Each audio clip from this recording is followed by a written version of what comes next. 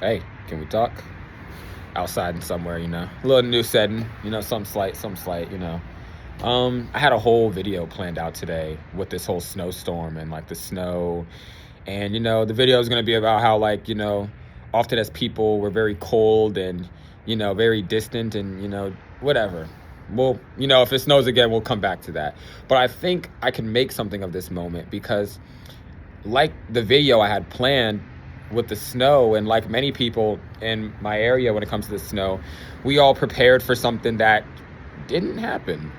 Like it snowed, but not nearly as much as we all panicked for. I saw people out there panic buying up all the bread, buying up all the eggs and the milk and all of those things. They went out and panic bought everything in anticipation for a storm that would keep them locked inside for 2-3 days. And look where I am. Outside. I'm chilling. Quite literally, of course. But it's just like, I think that's something we should all take a little note of. You can panic and stress all you want, but until you see it actually happen, you're stressing yourself out for no reason. Now, like I said, like all these people, we tend to stress ourselves out and we tend to panic. And when we panic, we jump to conclusions. We hear one thing about something and we instantly try to turn it to a magnitude of 50 billion. And it's like, okay, they said it was going to be a snowstorm. You're hearing about snow in places across the world. You're hearing about, crazy things, and it's psyching you up. You're like, fuck, man, like, here it comes. Here it comes. It's coming. We're about to all be snowed in. And then when it gets here, you're bracing for impact. You're, hurry up, hit me. And you open your eyes. Nothing happened. I think that's very much like life in a way. We brace for impact on things that we feel like are going to hurt us and keep us from something, lock us in, snow us in. So to brace for that impact, we go out and we make these moves and we do these things. We act out of turn so that we can prevent something that we haven't even seen. Now, if anyone else lives in Virginia, it's kind of like a golden rule. Don't believe the weatherman. What does he know? What does he know? Will it be cold outside? Yes. Will it snow 2 feet? You see that? It looked like Silent Hill out here. I don't see no snow. The point of the matter I'm trying to make is you can stress about everything. Always. Stress your fucking head off.